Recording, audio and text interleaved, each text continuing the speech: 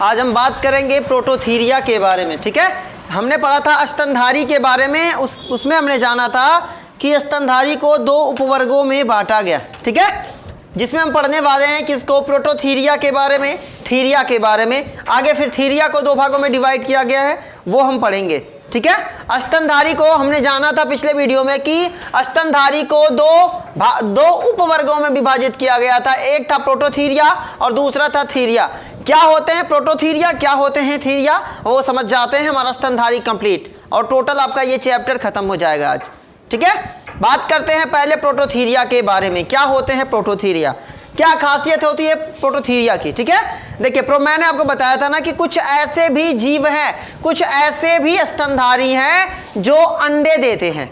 स्तनधारी का मतलब वे जीव जो शिशु को जन्म देते हैं और उन्हें दूध पिलाते हैं, वो स्तनधारी कहे जाते हैं। लेकिन कुछ ऐसे भी होते हैं जो अंडे देते हैं और दूध पिलाते हैं। दूसरे कुछ ऐसे होते हैं जो अपरिपक्व बच्चे को जन्म देते हैं फिर आगे चल के दूध पिलाते हैं। कुछ ऐसे होते हैं जो परिपक्व बच्चे को जन्म देते हैं फिर दूध पिलाते हैं। मतलब में सब में कॉमन क्या है, स्तनधारी मतलब वे जीव जो परिपक्व जो बच्चे को जन्म देते हैं और उन्हें क्या करते हैं, दूध पिलाते हैं, उन्हें हम क्या बोलते हैं, उन्हें बोलते हैं स्तनधारी।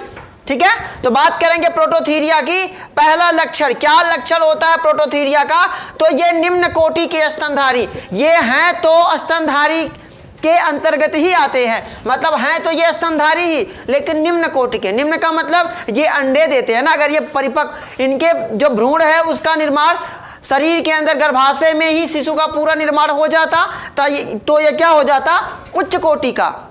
भाई कोई ना कोई तो कमी है ना इसमें कमी क्या है कि ये अंडे देते हैं।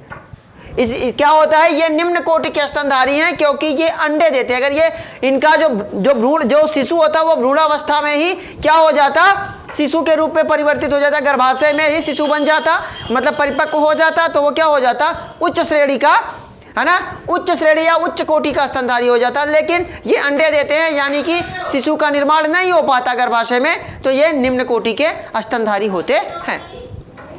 आंशिक रूप से समतापी मतलब कुछ हद तक ये समतापी होते हैं। समतापी का मतलब वे जीव जिनके शरीर का तापमान नियत रहता है, तय रहता है, ज्यादा घटता बढ़ता नहीं, उसे हम बोलते हैं समतापी।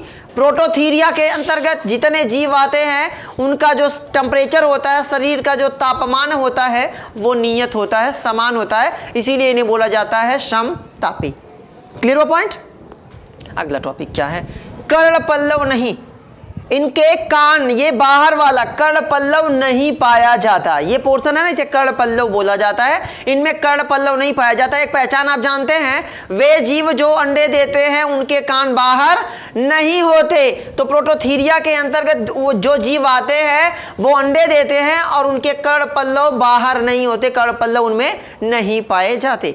अगला टॉपिक अंडज। भाई अब ये अंडे देते हैं या फिर वे जीव जो अंडे से जन्म लेते हैं, जिनकी उत्पत्ति अंडों से होती है, उन्हें हम अंडज बोलते हैं। तो प्रोटोथीरिया के जीव निम्न कोटि के होते हैं, आंशिक रूप से समतापी होते हैं, कर्ण पल्लव नहीं पाया जाता, अंडे देते हैं, अंडे बड़े होते हैं। समझेंगे। अब इनके अंडे कैसे होते हैं, बड़े, बड़े का मतलब इतना बड़ा नहीं, बड़े का मतलब बड़े होते हैं और उनके बाहर खोल पाई जाती है, आवरण पाया जाता है, वो ढके हुए होते। पीतक जो होता है उनका वो खोखल उस खोल के अंदर पाया जाता है। समझना है कि नहीं समझना है बात को। मतलब उनका जो पीतक, पीला वाला, अंडे में आप पीला वाला ही तो भाग खाते हैं ना, स्पेशली उसी के लिए तो आप अंडा को उबालते हैं या आमलेट वगैरह बनाते तो पीला वाला वही ना खाते हैं। तो वो क्या है, उसे पीतक बोला जाता है। वो किसका बना हुआ होता है, लिग्निन नामक प्रोटीन का बना होता है। किसका, लिग्निन। ठीक है, और जो कवर होता है वो किसका बना हुआ होता है, कैल्शियम कार्बोनेट का, CaCO3 का बना हुआ होता है वो अंडे के बाहर का आवरण। प्रोटोथीरिया के जो जीव होते हैं इनके अंडे बड़े होते हैं। ठीक है, और उसके बाहर क्या पाई जाती है, खोल। खोल युक्त का मतलब उसके बाहर क्या पाई जाती है, खोल पाई जाती है।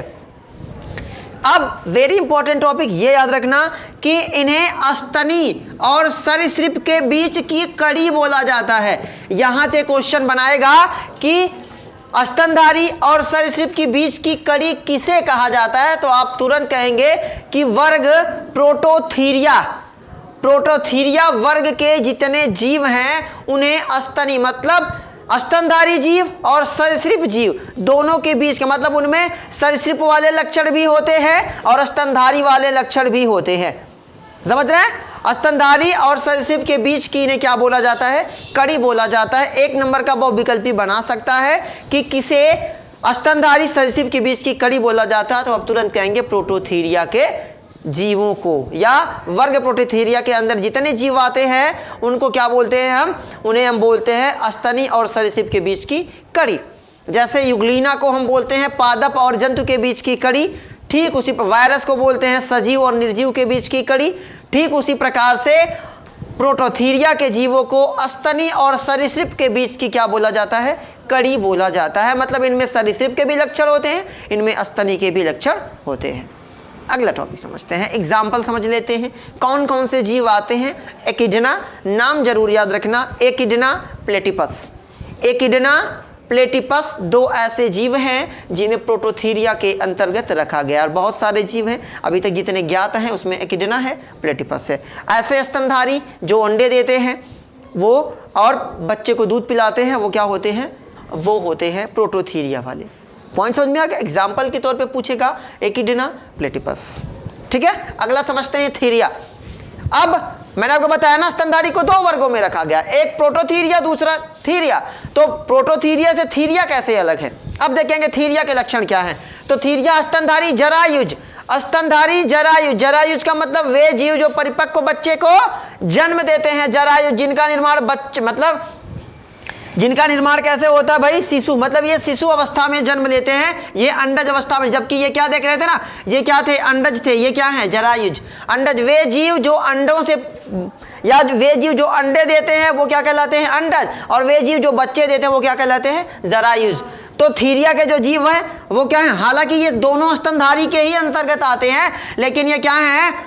ये जरायुज ये क्या करते हैं? बच्चे को जन्म देते हैं, जबकि प्रोटोथीरिया क्या करता है? अंडे और ये बच्चे। ठीक है, दूसरा पॉइंट, बाह्य कर्ण उपस्थित। तो भाई मैंने आपको बताया ना, जो बच्चे देते हैं उनके कान कैसे होते हैं? शरीर के बाहर दिखाई देते हैं। तो थीरिया वाले क्या होते हैं? बच्चे देते हैं तो इनका कर्ण, कान जो है कर्ण पल्लव शरीर के बाहर पाया जाता है। अगला टॉपिक समझते हैं, समतापी।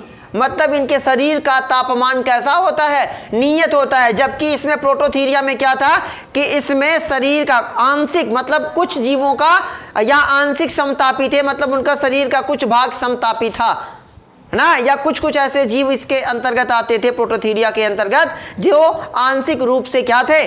समतापी थे। लेकिन थीरिया के अंतर्गत जितने जीव आते हैं सभी के सभी क्या होते हैं? समतापी होते हैं। इनके शरीर का तापमान कैसा होता है? नियत। नर में वृषण पाया जाता है, मादा में गर्भाशय, जननांग वजाइना।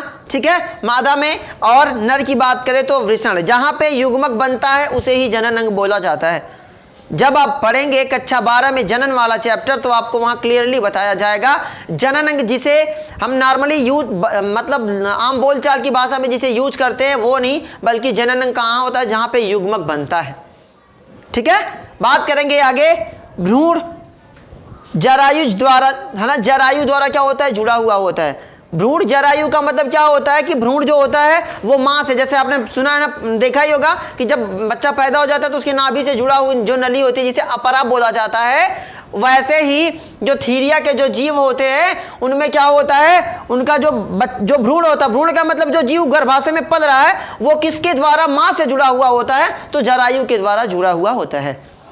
पॉइंट समझ में आ रहा? फिर से देखो थीरिया का, ये क्या होते हैं? जरा स्तनधारी तो होते हैं, लेकिन जरायुज बच्चे को जन्म देते हैं। इनका कान शरीर के बाहर होता है, उपस्थित होता है। ये समतापी होते हैं। नर में वृषण और मादा में वजाइना पाई जाती है, मादा में गर्भाशय भी पाया जाता है। और अगला भ्रूण क्या होता है? जरायु के द्वारा जुड़ा होता है। मतलब जो भ्रूण होता है वो मां से किसके द्वारा जुड़ा हुआ होता है? जरायु के द्वारा जुड़ा होता है। अब थीरिया को भी दो भागों में डिवाइड कर दिया गया, मतलब जो बच्चे देते हैं उन्हें भी दो भागों में डिवाइड कर दिया गया। क्यों? क्योंकि वे जीव जो परिपक्व बच्चे को जन्म देते हैं, दूसरा वे जीव जो अपरिपक्व बच्चे को जन्म देते हैं। मतलब जिनका बच्चा पेट में ही, गर्भाशय में ही पूरा विकसित हो जाए, और एक वे जिनका गर्भाशय में पूरा विकसित ना हो, वो अपरिपक्व रूप में जन्म ले और बाद में वो परिपक्व हो। उसके आधार पर उन्हें दो उपवर्गों में, अधोवर्गों में रख दिया गया। पहला थीरिया को दो अधोवर्गों में बांटा गया, पहला मेटाथीरिया और दूसरा यूथीरिया। यूथीरिया से बहुत सारे क्वेश्चन पूछे जाते हैं, मेटाथीरिया से बहुत सारे क्वेश्चन पूछे जाते हैं। क्या है पहचान मेटाथीरिया की? मेटाथीरिया को बोला जाता है अल्प विकसित, मतलब ये स्तनधारी तो हैं लेकिन अल्प विकसित, थोड़ा सा विकसित है, ये कोई कुछ मात्रा इनकी विकसित है। ये अपरिपक्व बच्चे को जन्म देते हैं। इनका जो बच्चा होता है वो अपरिपक्व रूप में जन्म लेता है और आगे चल के कहाँ पाया जाता है? शिशुधानी में, जिसे मार्सुपियल, पढ़ा है कि नहीं पढ़ा है आपने? मार्सुपियल नामक थैली होती है, उसी में। जैसे कंगारू क्या काम करता है? अपरिपक्व बच्चे को जन्म देता है, उसे फिर मार्सुपियल थैली में रखता है। मतलब बच्चा अपरिपक्व रूप में जन्म लेगा और उसके बाद फिर क्या करेंगे? उसे जो जीव होगा, जो जन्म देगा, जो मादा होगी, उसे फिर मार्सुपियल थैली में डाल देगी, वहीं से उसे पोषण मिलता रहेगा और फिर जब वो बड़ा हो जाएगा तो फिर मार्सुपियल थैली से बाहर निकाल के छोड़ दिया जाएगा। मतलब अपरिपक्व बच्चे को जन्म देगा, बाद में वो शरीर के बाहर, मतलब जन्म लेने के बाद वो परिपक्व होता है। ठीक है, कहाँ परिपक्व होता है? शिशुधानी में, जिसे मार्सुपियल थैली बोला जाता है। समझ रहे? वर्ड जरूर याद रखेंगे। पूछेगा कि मेटाथीरिया के जो जीव होते हैं जन्म के बाद कहाँ पलते हैं, तो कहाँ? मार्सुपियल थैली में, जिसे आम बोलचाल की भाषा में हम क्या बोलते हैं? शिशुधानी बोलते हैं। समझ में आ गया बात? आगे देखो, इन्हें निम्न कोटि के स्तनधारी बोला जाता है, क्योंकि ये, लेकिन ये प्रोटोथीरियन से क्या होते हैं? ज्यादा विकसित होते हैं। मतलब जो प्रोटोथीरिया वाले जीव होते हैं इनसे कहीं ज्यादा ये विकसित होते हैं। क्यों विकसित होते हैं? क्योंकि ये क्या होते हैं? ये अंडज होते हैं, ये बच्चे देते हैं। तो ये इनसे ज्यादा विकसित हुए कि नहीं हुए? ये बच्चे देते हैं, लेकिन ये निम्न कोटि के तो हैं, ये भी निम्न कोटि का है, ये भी निम्न कोटि का, लेकिन इससे कहीं ज्यादा विकसित थीरिया वाला, मेटाथीरिया वाला प्रोटोथीरिया से कहीं ज्यादा विकसित होता है। एग्जाम्पल के तौर पर हम समझ जाएंगे कंगारू, ओपोसम। ठीक है, कंगारू, ओपोसम ऐसे जीव हैं जो अपरिपक्व बच्चे को जन्म देते हैं। ठीक है, लेकिन दूध भी पिलाते हैं। पॉइंट जरूर याद रखना। अगला टॉपिक है बेटा यूथीरिया। क्या पहचान है यूथीरिया की? यूथीरिया को क्यों अलग किया गया मेटाथीरिया से? तो ये क्या होते हैं? विकसित स्तनधारी। विकसित स्तनधारी का मतलब जो परिपक्व बच्चे को जन्म देते हैं, जिनका जो शिशु होता है वो गर्भाशय में ही पूरी तरह से क्या हो जाता है? विकसित हो जाता है, पूरी तरह से विकास कर लेता है। समझ गए कि नहीं समझ गए? अगला टॉपिक समझेंगे। ये क्या होते हैं? समतापी। इनके शरीर का तापमान एकदम नियत होता है। इसके अंतर्गत मनुष्य भी आता है। कैसे? क्योंकि हमारे शरीर का तापमान, मनुष्य के शरीर का तापमान तय होता है 37 डिग्री सेल्सियस 98 डिग्री फ़ारेनहाइट। ये तय है, तो जब तय होता है तो उसे बोला जाता है समतापी। दूसरा, इसमें क्या पाया जाता है? इनमें एक गर्भाशय पाया जाता है। क्या पाया जाता है? मादा में एक गर्भाशय पाया जाता है, जिसके अंदर शिशु का विकास होता है। ठीक है, आगे भ्रूण गर्भ के अंदर विकसित होता है। जो भ्रूण होता है इसी गर्भाशय के अंदर पनपता है और आगे चल के पूरी तरह जब विकसित हो जाता है तब जाके वो जन्म लेता है। समझ गए?